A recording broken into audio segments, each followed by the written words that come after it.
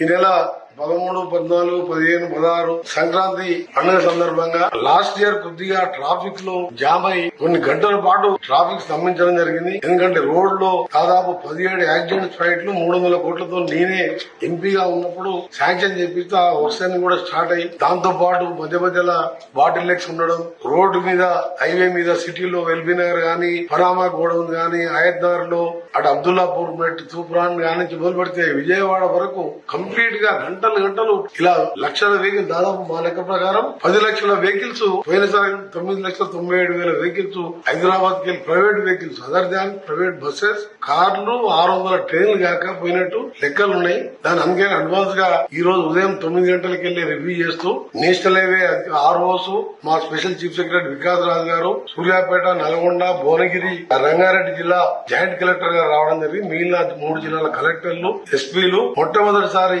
ఈఎన్సీలు ఆర్ఎంఈకి సంబంధించి ఈ రోజు రాత్రికి వెళ్లే అన్ని ఎక్కడ కూడా ట్రాఫిక్ ఆగకుండా పోవాలి. టోల్ గేట్ల దగ్గర ఎక్కువ పెంచే విధంగా తీసుకోవాలి కౌంటర్స్. దాంతో పాటు గతంలో మనకు ఎక్కడెక్కడ యాక్సిడెంట్ స్పాట్స్ ఉన్నాయో యాక్సిడెంట్ స్పాట్ దగ్గర మొత్తం గ్రామాలకు వచ్చేది క్లోజ్ చేసుకుంటూ యూటర్న్ దూరమైన సరే యూటర్న్ కొట్టాలని, అందులో రామేజ్ ఫిలిం సిటీ దగ్గర కూడా క్రాసింగ్ దగ్గర కూడా ఇబ్బంది అవుతుంది. ఇలా కొన్ని పాయింట్లు గుర్తుకొచ్చుకుంటే సుదీర్ఘంగా 5 గంటల పాటు మొట్టమొదటిసారి 10 రోజుల ముందే ఏర్పాట్లు చేస్తున్నాం. ప్రజలందరికీ పండుగకు వెళ్లే ప్రజలందరికీ కూడా హామీ ఇస్తున్నాం. ఈసారి ఎటువంటి ఇబ్బంది లేకుండా త్వరగా క్షేమంగా మీరు కూడా స్లోగా వెళ్ళండి.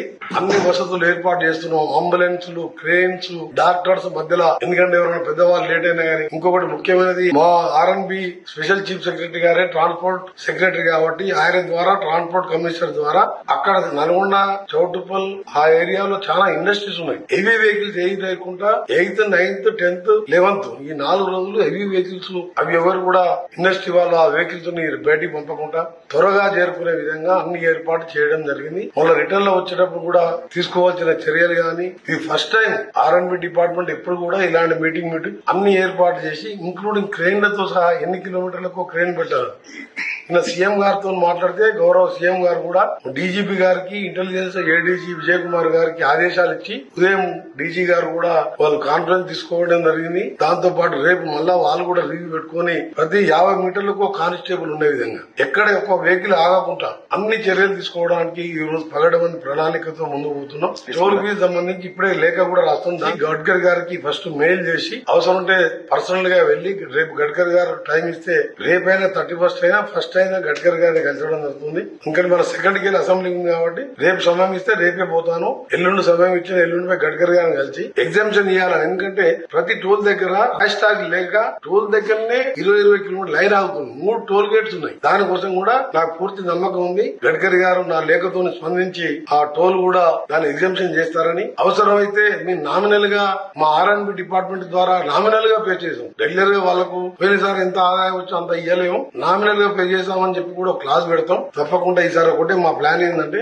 లాస్ట్ టైం రిపీట్ కాకుండా నేను ముఖ్యమంత్రి గారు ఆలోచించుకొని నిన్న డీజీపీ గారితో మాట్లాడి ఇవాళ 5 గంటలు రివ్యూ పెట్టుకుని వనస్థలపురం, ఆయత్నగర్ గానీ, ఇక్కడ ఎల్బీ నగర్ లో గానీ ఎవరు కూడా నేషనల్ హైవే ప్లేస్ లో మీరు వెహికల్స్ ఆపినా, పార్కింగ్ లేని దగ్గర పార్కింగ్ పెట్టినా దాని మీద చాలన్ లేయడం, బండి సీజ్ చేయడం జరుగుతుంది. ఎవరు కూడా రోడ్ల మీద వెహికల్స్ ఆపొద్దని. గ్రామాలలో కూడా చిట్యాల, చౌటుప్పల్, ఆకటిపల్లి, సూర్యాపేట లాంటి ప్రాంతాల్లో కూడా మీరు హైవేల మీద, రోడ్ల మీద పార్కింగ్ ఎవరు చేయొద్దు ప్రైవేట్ వెహికల్స్ అని కూడా దాని మీద కూడా పోలీసు వాళ్ళు ఎమ్మడే సీజ్ చేసి ఆర్డర్ వాళ్ళకి ఆదేశాలు ఇవ్వడం జరిగింది. అందరికి కూడా మధ్య మధ్యలో ఎలాంటి ఫెసిలిటీస్ కావాలన్నా చేయడానికి ఈ ఫైరీగా సంబంధించిన కానివ్వండి, క్రేన్స్ గానీ, ఇప్పుడే చెప్పినట్టు అంబులెన్సులు ఎవరి 20-30 కిలోమీటర్లకు ఒక 108 అంబులెన్స్ కానివ్వండి, దాదాపు 2000 మంది కానిస్టేబుల్ కావాలని చెప్పి టీజీ గారిని కోరడం జరిగింది. పొద్దున ఉదయం వాళ్ళు కూడా ఆఫీసర్లతో మాట్లాడడం జరిగింది. తప్పకుండా ఈసారి మా ప్రభుత్వం ఇబ్బంది లేకుండా చేస్తుందని చెప్పి మీ అందరు కూడా నూతన సంవత్సర సంక్రాంతికి వెళ్లే వాళ్ళందరూ కూడా ముందుగా అడ్వాన్స్ గా సంక్రాంతి శుభాకాంక్షలు తెలియజేసుకుంటూ మీరు క్షేమంగా పోయి మీరు పండుగ కుటుంబ సభ్యులతోని, బంధుమిత్రులతోని, గ్రామస్తులతోని, ఆంధ్ర తెలంగాణ అందరం కలిసికట్టి అన్నదమ్ముల్లాగా ఇక్కడ కూడా పండుగ చేసుకుంటారు కదా. కాబట్టి అందరం పండుగ కలిసి చేసుకుందాం. మీరందరూ కూడా క్షేమంగా పోయి జాగ్రత్తగా రావాలని, మీకు సంబంధించిన అన్ని విషయాల్లో ఎక్కడ రోడ్ డ్యామేజ్ ఉన్నా రిపేర్లు చేయాలని ఈ రోజు నైట్ కి వెళ్లి అన్ని కార్యక్రమాలు చేస్తున్నాం. ఆ 3 రోజులు పోయే 3 రోజులు వచ్చే 3 రోజులు నేను కూడా హైవే మీదనే ఈసారి ఉండాలని, హైవే మొత్తం అప్ టు కోదాడ వరకు నేను పర్యవేక్షిస్తూ కలెక్టర్లు, ఎస్పీలు, ఇంజనీరింగ్ అధికారులు కూడా నా ఎంబడి పెట్టుకుని ప్రత్యేకంగా వాళ్ళందరూ కూడా డ్యూటీలు అలాట్ చేశాం. ఒక్కొక్క ఈఎన్సీకి ఒక్కొక్క విభాగం.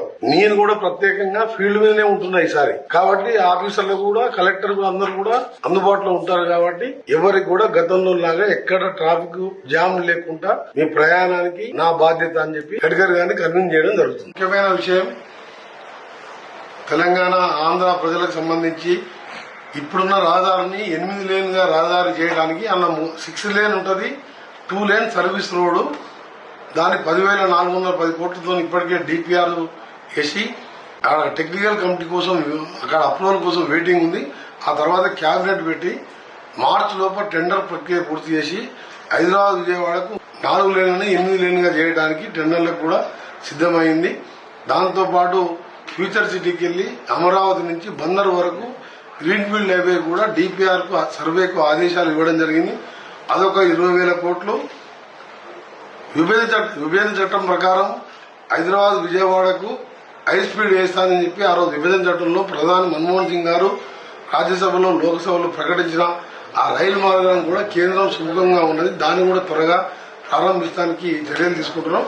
మొట్టమొదట హైదరాబాద్ విజయవాడ 8 లేన్ వర్క్ మాత్రం ఏప్రిల్ నుంచి ఆ పనులు కూడా మొదలైతే వచ్చే సంక్రాంతి నాటికి సగం ఇబ్బందులు వెళ్ళిపోయి 8 లేన్ గా చేస్తే ఫ్లైట్ ఎక్కే అవసరం లేదు, ట్రైన్ ఎక్కే అవసరం లేదు. 2.5 గంటల్లో విజయవాడ చేరుకునే విధంగా ఈ రోడ్డు నిర్మాణానికి నేను మినిస్టర్ అయిన కానించి ఎంపీ ఉన్నప్పటికీ ఎండబడుతున్నాను.